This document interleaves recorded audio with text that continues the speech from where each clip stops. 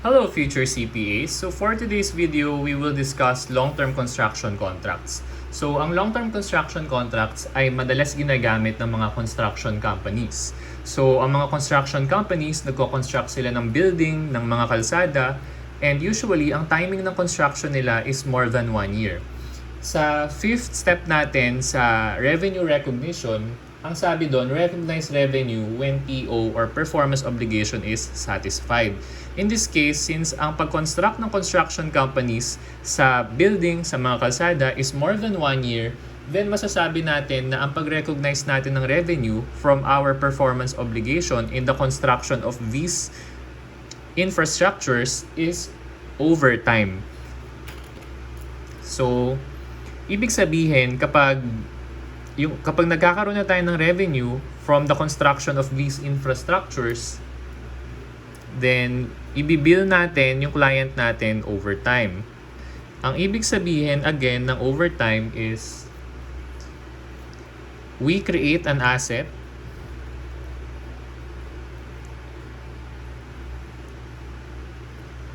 that the customer controls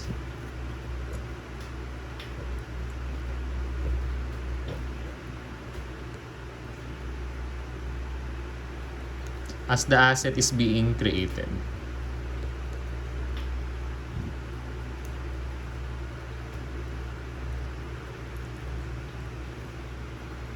And kapag build over time, tayo na construction company, wala tayong alternative use ng asset na kinoconstruct natin para kay client. Basically, ang ibig sabihin ng no alternative use is that, for example, nagtayo tayo ng building for a client.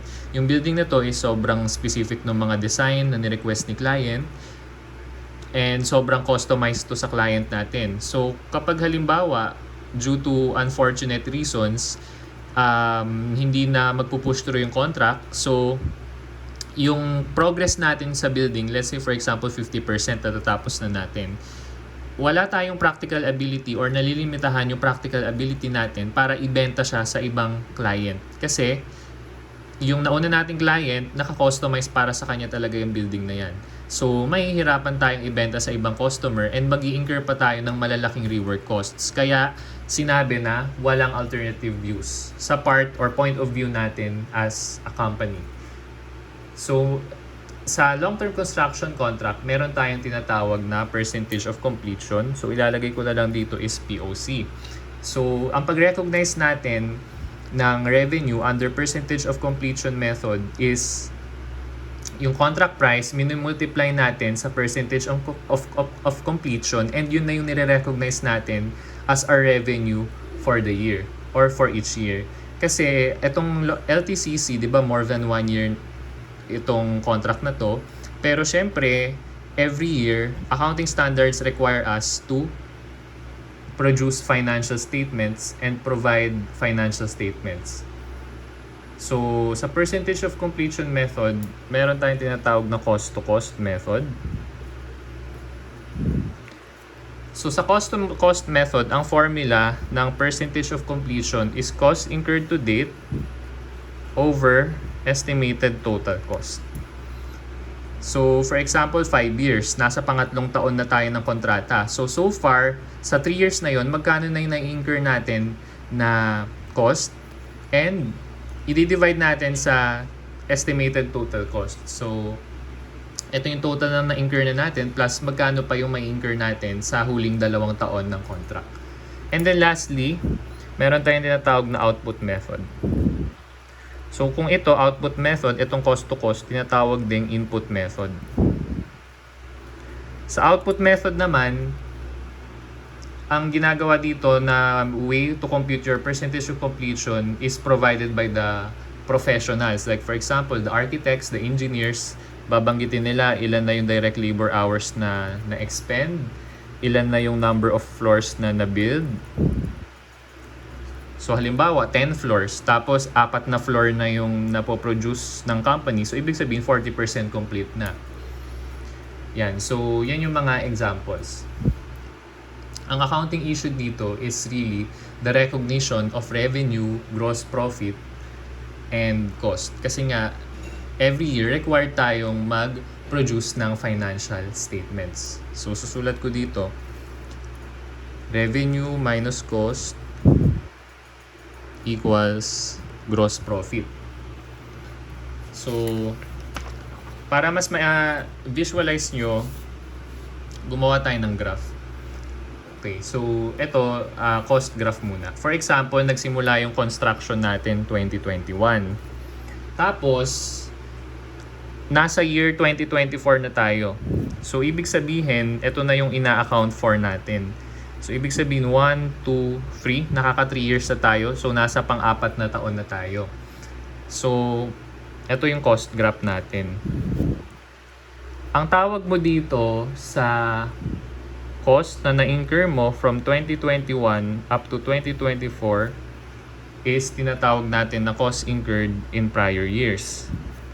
Ang tawag mo naman sa may incur mong cost from 2024 up to the balance sheet date of 2024 is cost incurred for the current year. Yung mai-incur mo pa na cost in the future hanggang sa matapos yung contract on 2026, ang tawag natin dyan is estimated cost to complete. So, pag pinag-add natin itong cost incurred in prior year and cost incurred in current year, ibig sabihin, ito yung cumulative cost na na-incur natin from the first year of the contract up to the balance sheet date of the current year, which is 2024. So, ang tawag natin doon is cost incurred to date. Tapos, etong tatlong to, pag pinagsama-sama mo yan yung ating tinatawag na estimated total cost. So, yung estimated total cost, yan yung denominator sa formula natin ng percentage of completion. And yung cost incurred to date, ito yung sum ng cost incurred in prior years plus cost incurred in the current year. So, yung disparity ng dalawang to, yan yung estimated cost to complete.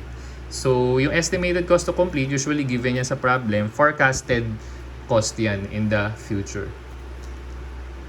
So, again, sulat natin yung mga formula dito. Cost incurred prior year plus cost incurred current year equals cost incurred to date. Cost incurred to date minus cost incurred current year is cost incurred in the prior years.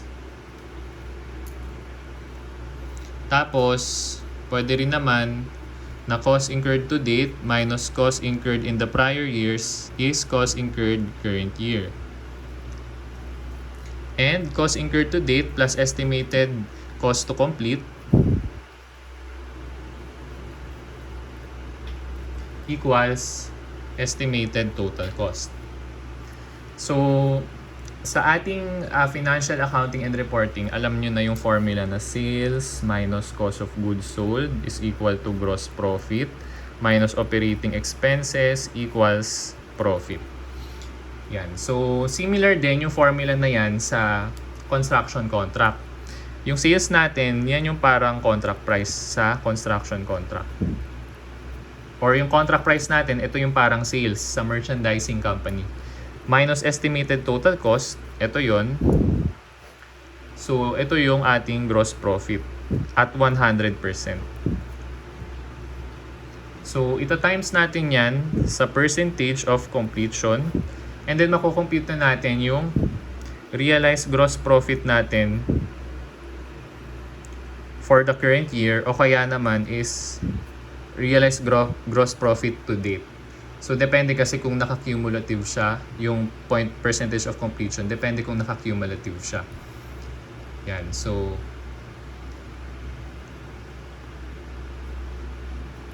paano ba natin kino-compute yung revenue natin sa kada taon? So, again, ito yung formula ng merchandising. Yung sales, it represents revenue. Yung CGS, it represents cost. And yung gross profit, it represents the gross profit din sa construction contract. So, ang formula natin para makuha yung revenue is cost incurred in the current year plus gross profit, realized gross profit is our revenue. Or simply, cost plus gross profit equals revenue.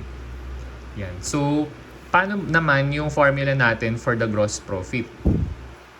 Yan. So, dito naman tayo mag-focus sa graph ng gross profit. So, again, nasa year 2024 na tayo. So, ang pinag-uusapan natin is itong taon na to. Okay. So, ang tawag mo dito sa...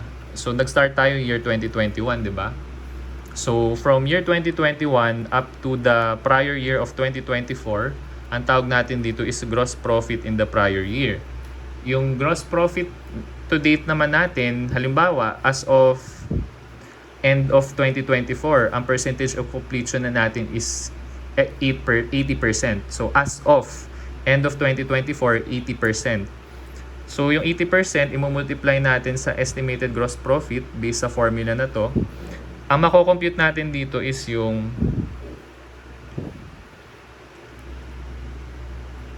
gross profit to date. So, yung difference between the two, pag pinag-minus mo to, makukuha mo na yung gross profit in the current year. And then, lastly, itong gross profit at 100%, di ba 2026 yung final year. So, ito yung itsura niya. So, yan na yung tinatawag natin na estimated gross profit. So, itong part na to is estimated gross profit. Yung hindi pa natin na-earn. Kasi nga, ito, based to dun sa contract price minus estimated total cost. And sa part ng estimated total cost, meron tayong estimated cost to complete. Kaya siya nagiging estimated total cost kasi yung cost to complete natin is estimated pa lang. Ito yung broken lines. Pero, yung cost incurred in the current year and cost incurred in the prior year, actual na natin yan na-incur.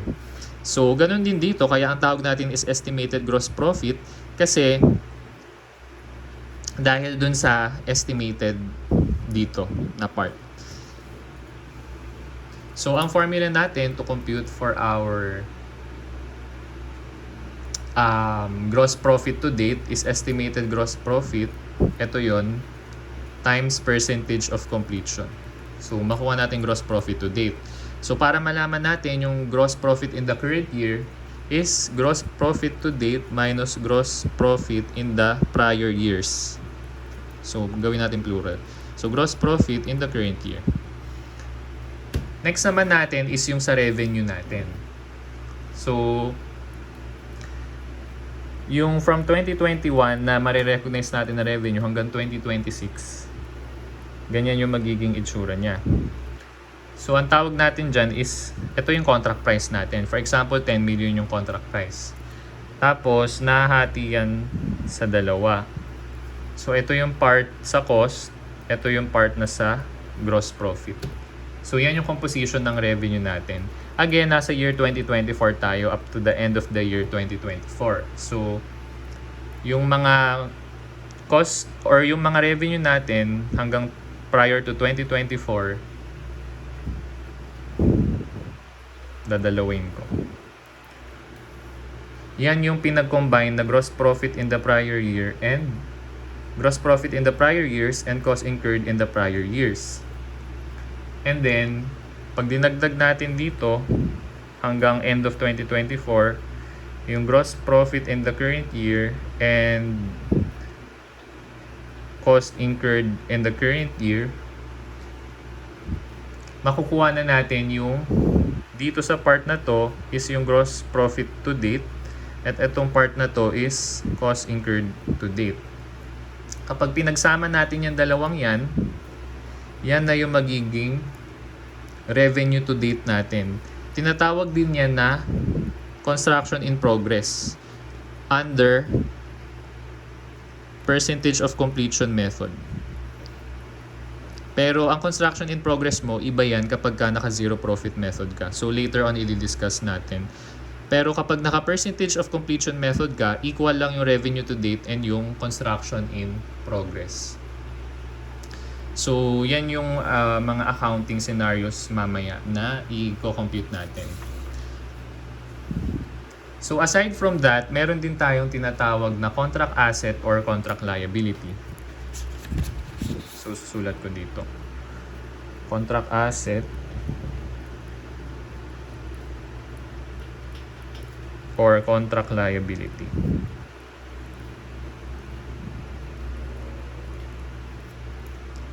Every year, syempre gusto natin bayaran tayo ni client ng paunti-unti. So, ang tawag doon is billings.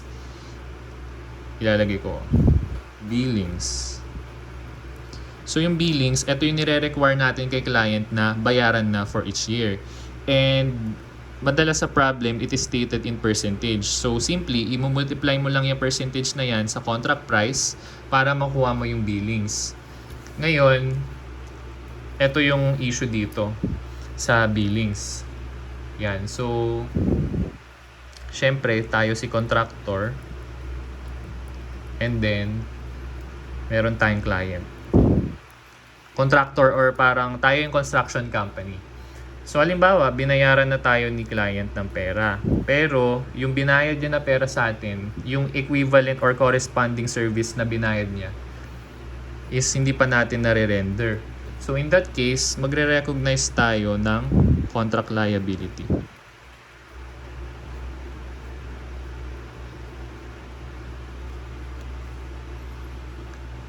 Kapag naman,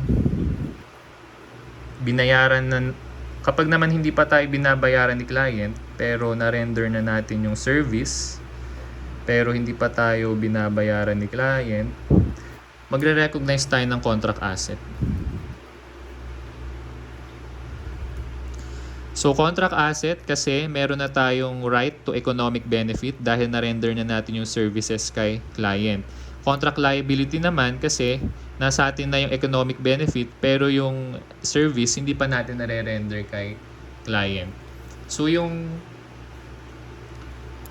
dito sa part na to, depende pa yan kung conditional consideration or unconditional consideration. So, lagay natin, conditional consideration. Kapag conditional consideration, ibig sabihin, si client, nire-require niya tayo na bago tayo bayaran ni client, kailangan ma-render natin 100% ng performance obligation. So, kapag partially rendered pa lang, 'di ba ang requirement sa atin ni client dapat 100% bago ko bayaran 'yan.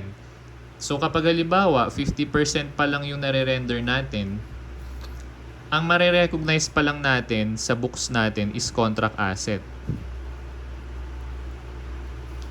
Pero kapag 100% na render na natin, yung contract asset, papalitan na natin siya as receivable. So, i-recognize yung contract asset by crediting contract asset and magde-debit na tayo ngayon ng receivable.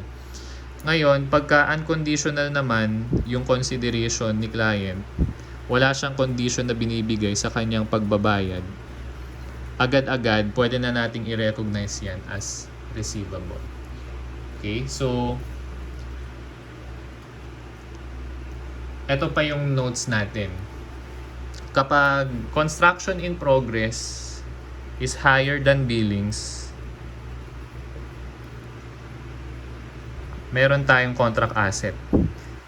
Kapag naman yung construction in progress mas mababa sa billings, ibig sabihin sobra-sobra tayo kung mag-bill kay client, meron tayong contract liability. So, with that, let's proceed with our first problem. Problem number 1, long-term construction contracts. So, ang pinapa-compute sa atin is ilan na raw yung percentage of completion, gross profit or loss for the year, construction in progress, and contract asset or contract liability. Let's read the given. At the beginning of 2027, JL Construction Incorporated enters in a contract to build an expressway for a government client. The client has given the JL Construction Inc. until the end of 2029. So, until the end of 2029. So, 2027, 2028, 2029. So, 3 years yung contract natin. Na-satisfy yung condition na dapat more than 1 year. 2029 to finish the establishment. The following data were given through the years of the contract. So, meron tayong cost incurred during the year. So, tandaan mo yung cost incurred during the year. Yung, halimbawa, dito sa 2028, yung 3,300,000 pesos dito, hindi pa hindi kasali dyan yung 1,500,000 pesos nung nakaraang taon. Ibig sabihin, hindi siya cumulative. Kasi sabi, during the year. May times kasi sa ibang problem, ang binibigay dito is cost incurred to date. Meaning to say, sulat ko, to date. Meaning to say, yung 3,300,000 kasama na dun sa 1,500,000. So kung tamad ka magbasa, baka hindi mo mapansin yung detalye na yun. O kaya, pwedeng ang gawin mong technique, dapat pansinin mo kung mas mataas yung cost incurred sa current year kaysa sa prior year, i-double check mo pa rin kung ano yung nakasulat dito. Kasi possible na yung 1.5 is included na sa 3.3. Pero dito naman is hindi. So ipag-add pa natin yan para makuha yung cost incurred to date. Next is the estimated cost to complete, payments received during the year, and billings during the year. So the contract price of the said expressway is 10 million pesos. So ang gagawin muna natin is i-compute muna natin yung percentage of completion. So gagawa muna tayo ng graph. Okay, so ang ilalagay muna natin sa graph dito is yung cost, tapos estimated cost to complete, tapos estimated total cost. So for year 2027, year 2028. So ang cost natin noong 2027 is 1,500,000. Ang cost natin noong 2028 is 3,300,000. Ngayon sa table na to, every 2 years kailangan magpo-provide ka ng running balance or yung to date. So 1,500,000 plus 3,300, let's try. 1,500,000 plus 3,300, 4,800. So lagay ko rito is 4,800. Tapos, yung estimated cost to complete on 2027 is 6 million. So, pag pinag-add natin yan, 1.5 plus 6 million, 7,500,000. So, kung 1.5 yung na-incur na cost noong 2027, tas ang estimated total cost is 7,500,000, ipag-divide lang natin yung dalawang yan using this formula, makukuha na natin yung percentage of completion. So, let's try.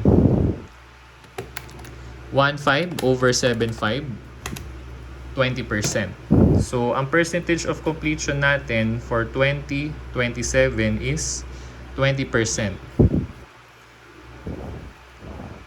For 2028 naman, ang estimated cost to complete natin is 3,200,000. Yung 3,200,000, huwag mong ilalagay yan dito. Kasi for year 2028, dito sa to date mo siya ilalagay. Kasi dapat yung estimated cost to complete, i-add mo siya sa cost incurred to date. Para malaman natin magkano na lahat-lahat ng cost na na-incur natin so far and yung mai-incur pa natin in the future. So yung 1,500,000, ito yung cost incurred sa prior year. Yung 3,300,000, ito yung cost incurred in the current year.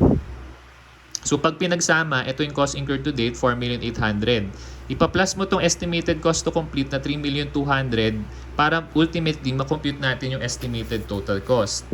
So 4,800,000 plus 3,200,000, let's compute. 4,832, 8 million. So lalagay ko rito 8 million. Now, insert ko lang din dito or isegue ko lang. Kapag halimbawa, itong given na itong 3,300,000 is cost incurred to date and cumulative siya, yung 3,300, dito mo na siya kaagad ilalagay. Tapos, para malaman mo yung cost incurred in the current year, pagmaminusin mo lang yung 4,800 minus 1,500,000.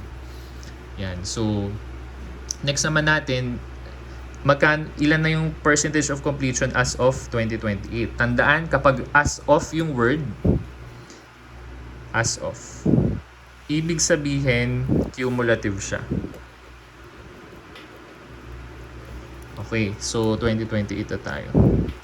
Let's compute percentage of completion 2028, 4,800,000 divided by 8 million, 60%. So 2028, 60%. Then lastly, 2029. Sa 2029, wala ka na nakikitang estimated cost to complete. So, ibig sabihin, 100% complete ka na sa 2029 kasi in 2029 is already the final year of your contract. So, let's compute for 2029. So, 2029 cost, 3,700,000. Tapos, to date, 4,800,000 plus 3,700, 8,500,000. Estimated cost to complete, wala. So, estimated total cost, 8,500,000. 8,500 over 8,500, 100%. Yan. So, next naman natin is, tinatanong na sa atin dito sa case 1, under percentage of completion method, compute the percentage of completion as of 2027. So, as of 2027, 20%. So, lagay ko 20%. As of 2028, 60%. And as of 2029, 100%. Next naman is gross profit or loss for the year. So, to compute for the gross profit or loss for the year, gagawa tayo ng pangalawang table for the gross profit. So, ang composition ng table is revenue minus cost is gross profit.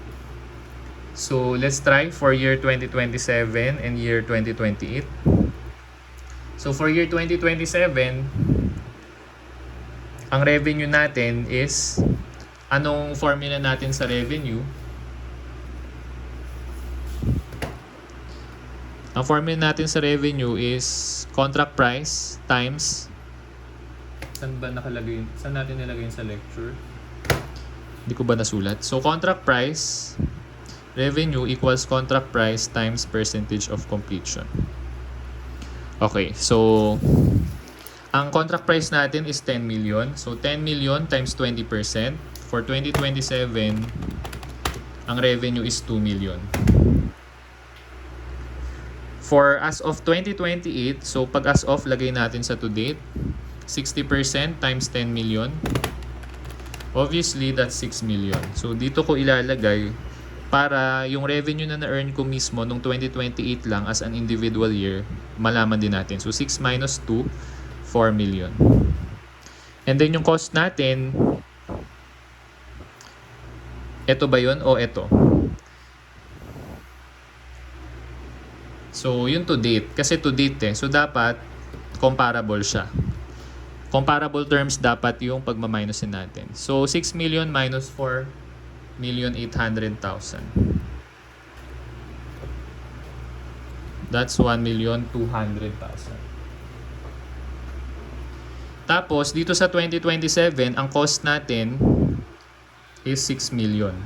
1,500,000. So, ang gross profit mo noong 2027 is 500. Noong 2028, kasi ang tanong dito, for the year. So, pagka for the year, ibig sabihin, hindi ka kukuha ng amount sa cumulative. Dito mo kukunin yon. So, isi-squeeze mo lang to. So, 1,200,000 minus 500, obviously 700. So, ang gross profit or loss for the year 2027, 500. For 2028, 700. For 2029, compute natin dito. Ang revenue ng 2029 is 10 million na kasi contract price of 10 million times 100%. Tapos dito, ang cost natin is 8.5.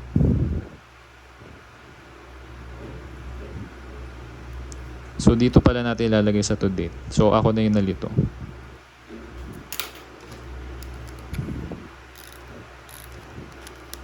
So, 10 million minus 8.5, that's 1,500,000. So, pwedeng dito mo na idiretso, 1.5 minus 1.2 is 300. So, ang gross profit or loss for 2029 is 300K. Next, construction in progress.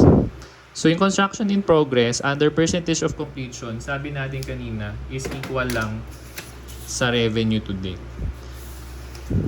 So, again, dito, as of 2027, simply, that's 2 million. So, binanggit niya yung term na as of, so dapat sa to date ka titingin. Except sa first year, kasi sa first year, wala pa namang nag-accumulate. Okay, dito naman sa 2028, ang CIP as of 2028 is 6 million. Ang CIP as of 2029 is 10 million.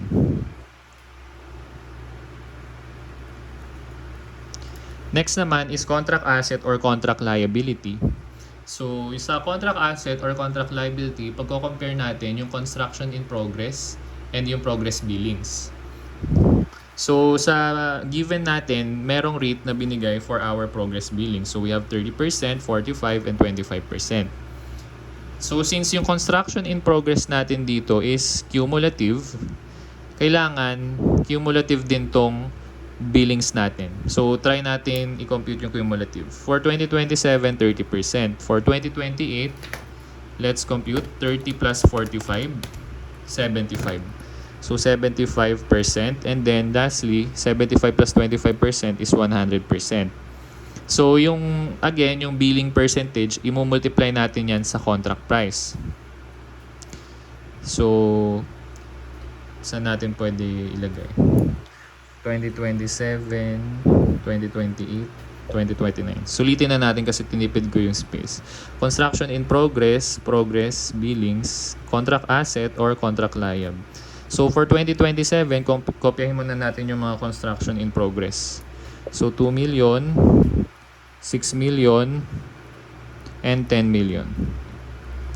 Ang progress billings natin, 10 million times 30%, that's 3 million. 10 million times 75%, 10 million contract price times 75%, 7 million 500, and 10 million times 100%, 10 million. So, i-minus natin yung progress billings.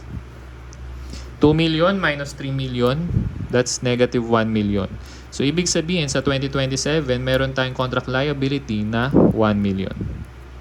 Next, 2028, negative 1,500,000. So, sa 2028, may contract liability tayo na 1,500,000. And sa 2029, magzi-zero out na yung contract asset and contract liab natin kasi basically tapos na yung contract natin. So, that's for your percentage of completion. Let's now proceed to zero profit method. So, ano ba yung kailangan nating tandaan kapag zero profit method? So, let's have a quick discussion before we proceed to case 2. Zero profit method. So, kapag zero profit method, ito yung tinatawag din na cost recovery method. So, kapag profit si company, ang construction in progress mo is equal sa cost incurred to date. Except sa final year. Sa final year natin, i-recognize lahat ng mga gross profit.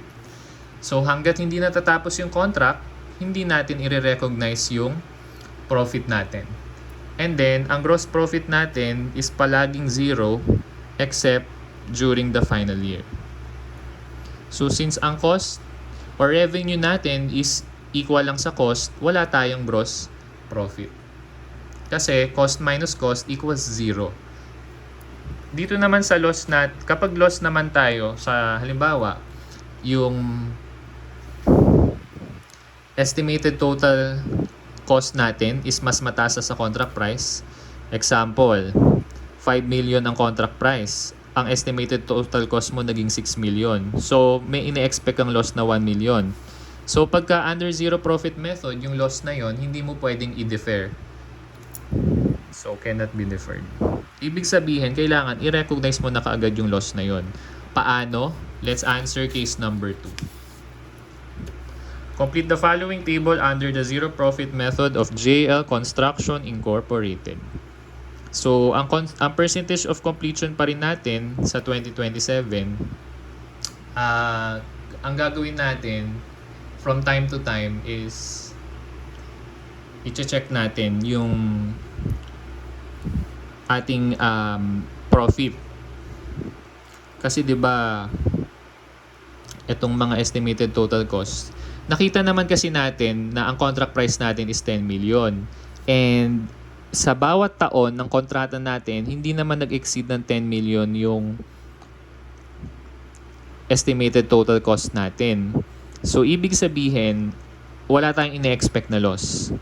Okay? Kaya, ang mangyayari lang sa zero profit method in this case, or on this problem, is ito muna. Sa next problem, discuss natin to. Okay, so kapag profit, again, construction in progress equals cost incurred to date. So, percentage of completion tayo, same lang naman, 20%, 60%, 100%. Okay, sa gross profit or loss tayo.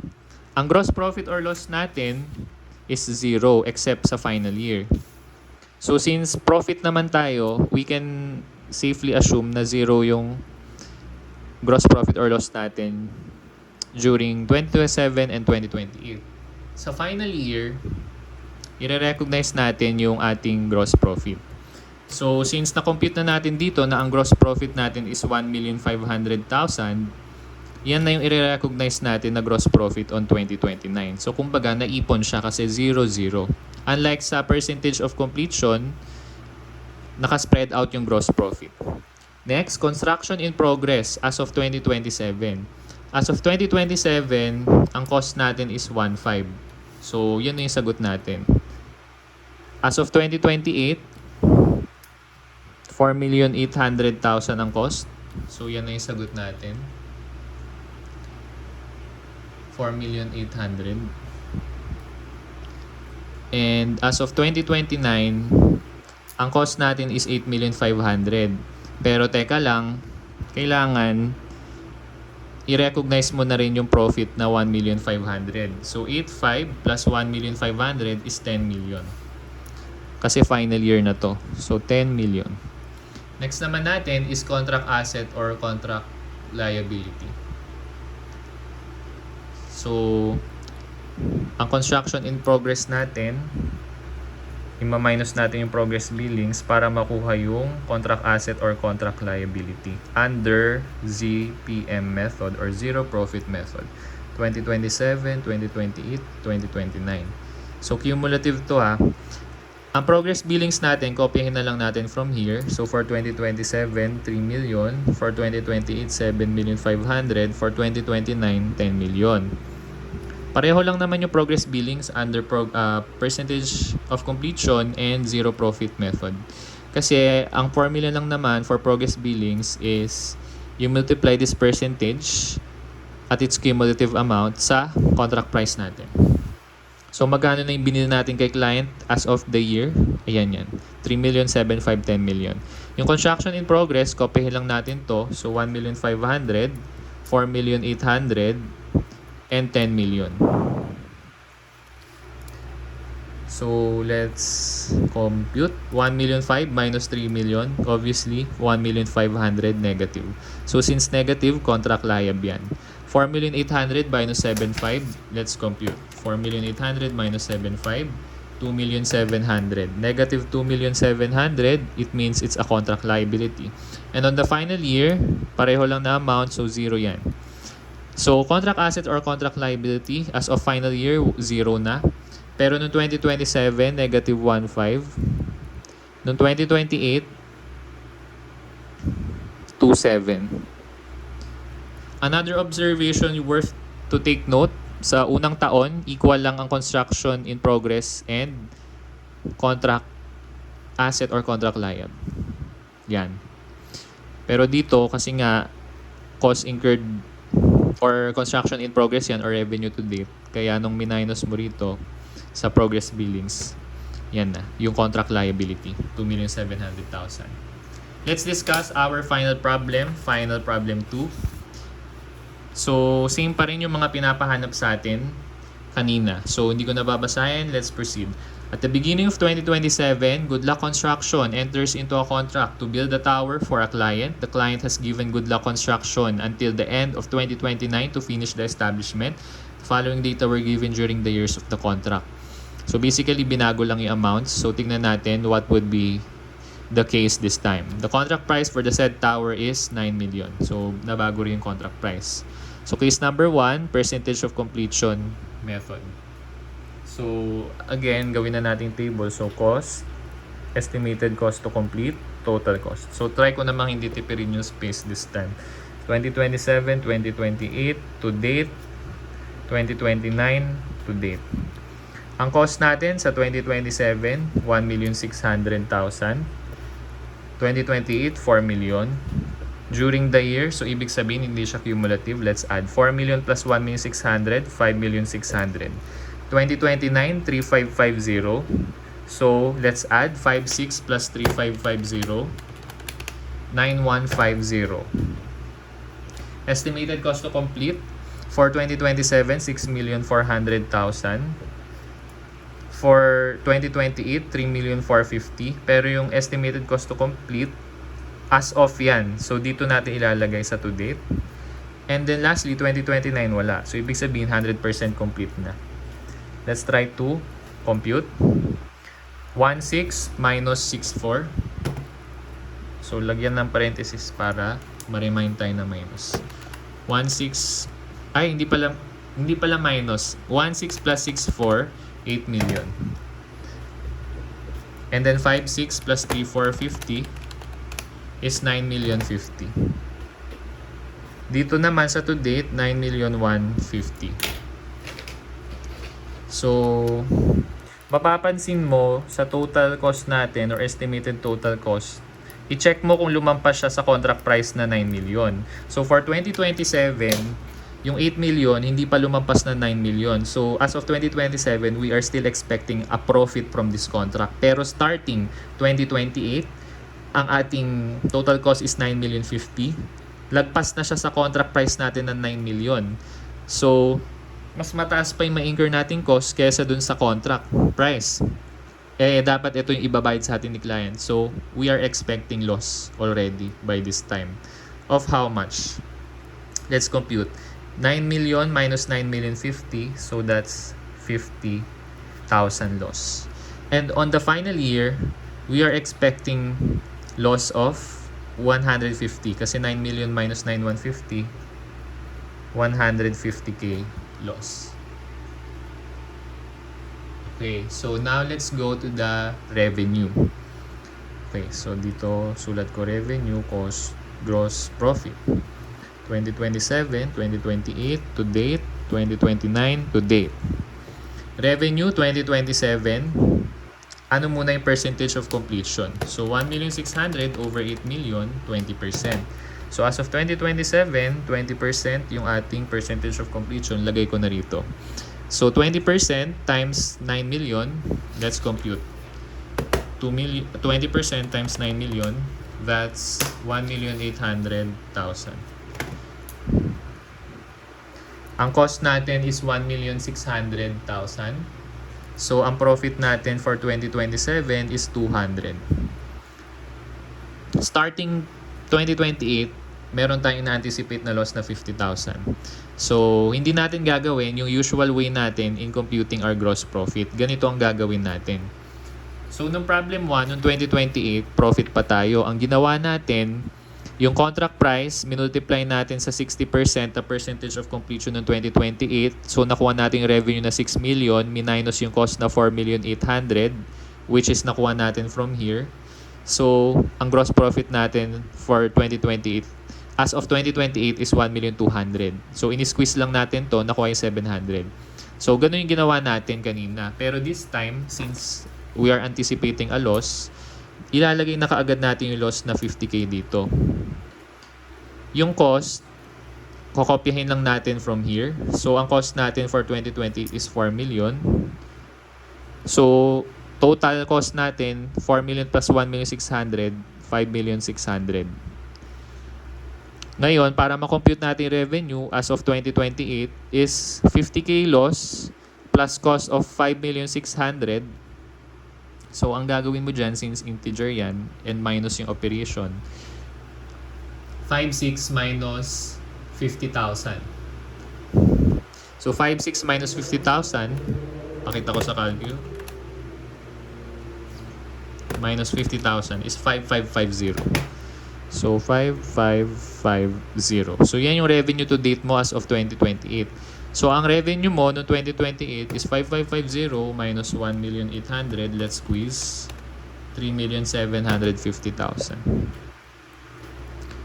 Noong 2029 naman, as of 2029, you are expecting a loss of 150k. So, lalagay mo na kaagad dito yung loss na 150k. And then, kopyahin natin yung cost from here. So, noong 2029, ang cost natin is 3,550.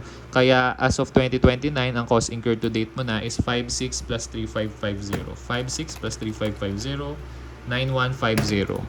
9,150. Ang contract price mo is 9 million.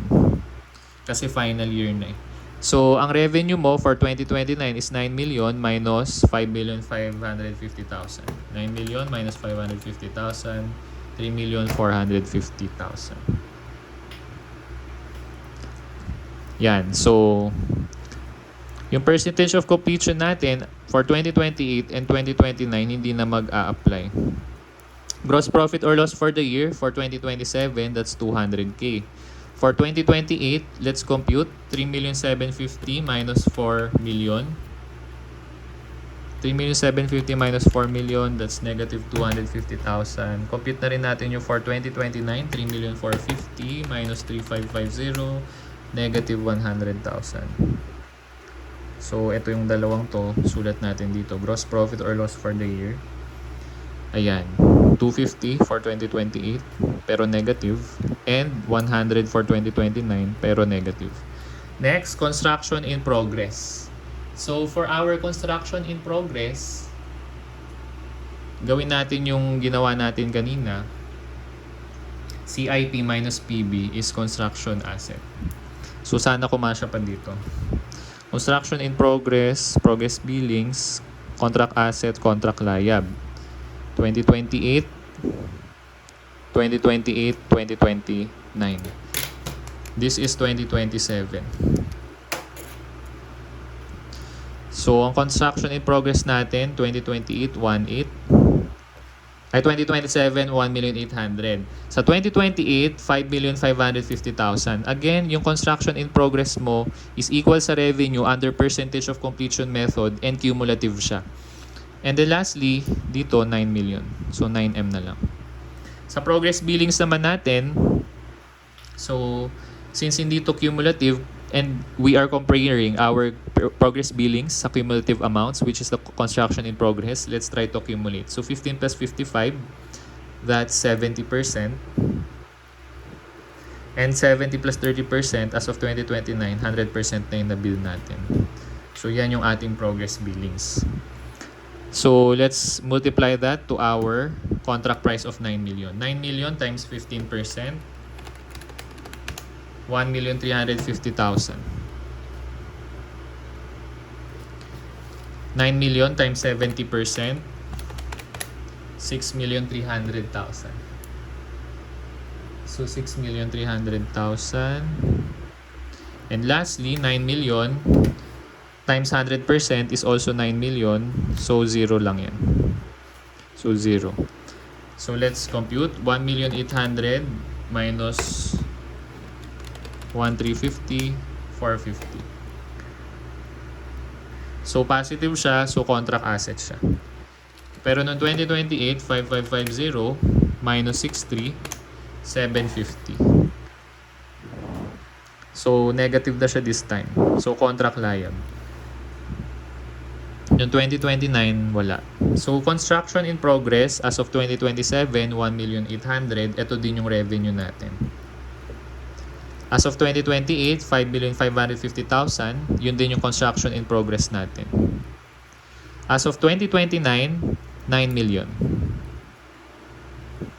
Next, contract asset or contract liability for the final year, automatic 0. Sa unang taon, 450 contract asset. So, 450K.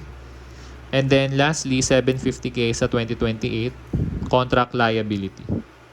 Next naman, complete the following table under the zero profit method in accounting for the construction for the following items of Good Luck Construction. So kapag zero profit method, sabi natin kanina,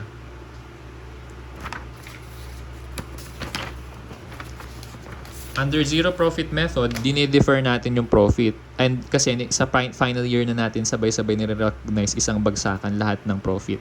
Pero pag loss, hindi pwedeng i-defer. And since we are already expecting a loss noong 2028, dahil napansin natin na 9,050,000 ang estimated total cost, while your contract price is only 9 million, then we are expecting 50K loss. So under zero profit method, diba, noong 2027,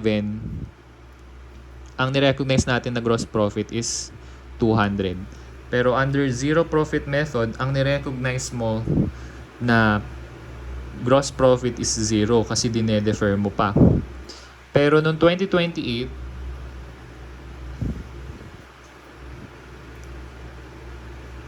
ine-expect mo na mag-i-incur ka na ng loss. Kaya ang gross profit mo for 2028 under zero profit method is itong 50k. Kasi ito yung to date. Okay? So 50k ka dito. Pero negative. So yung percentage of completion natin as of 2027, 20%, 2028 hindi na mag-a-apply kasi nga loss na. Sa gross profit or loss for 2027, zero.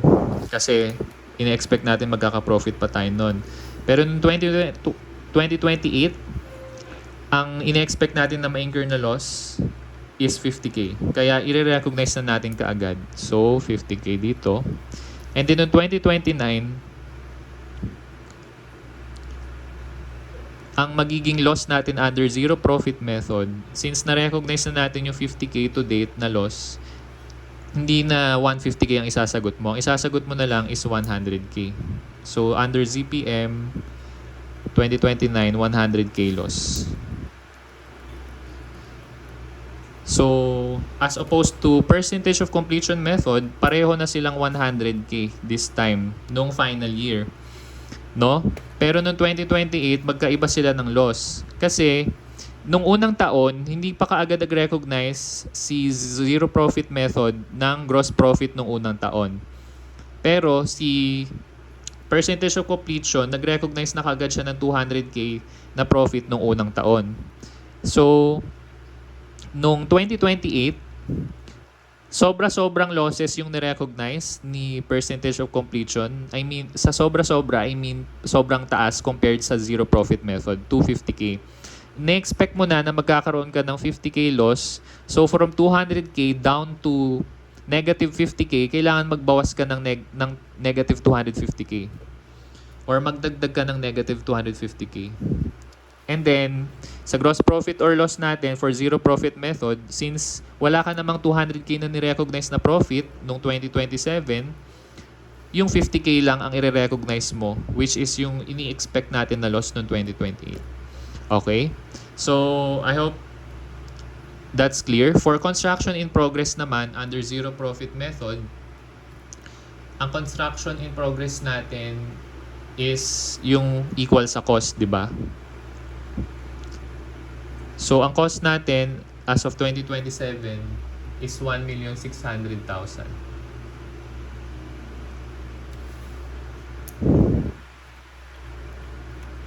Pero noong 2028, ang magiging revenue na natin is revenue plus cost. So, pag loss na, ang revenue natin under zero profit method is cost plus loss. So, ang cost natin noong 2028 is 4 million. Tapos, ipa-plus natin yung loss natin na 250,000. So,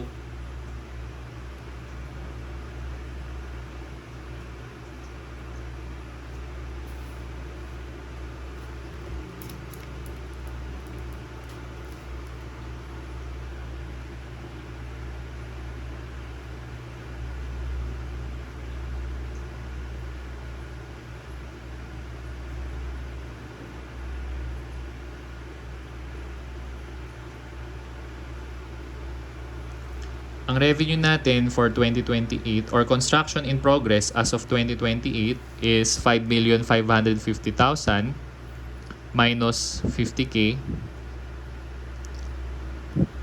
or yung cost natin na 5,600,000.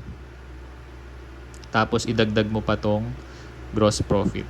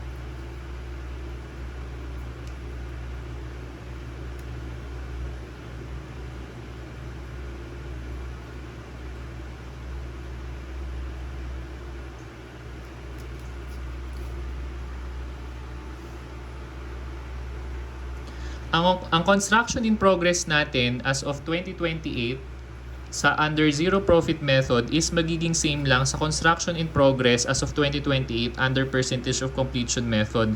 Kasi as of 2028, we are expecting to incur losses. So hindi naman natin dinidefer ang loss under zero profit method. Okay, so ang construction in progress natin, kopyahin lang natin. So 5,550,000 and then on 2029, 9 million. And then, ang contract asset or contract liability natin as of 2027, let's try to compute. So, our formula is construction in progress minus progress billings. So, makukuha mo na yung contract asset or contract liability mo. So, for 2027, ang construction in progress natin is 1,600,000 kasi equal siya dun sa cost natin nung 2027. And then, ang progress billings natin is 15% times 9 million. So, 9 million times 15% is 1,350,000. 1,350,000.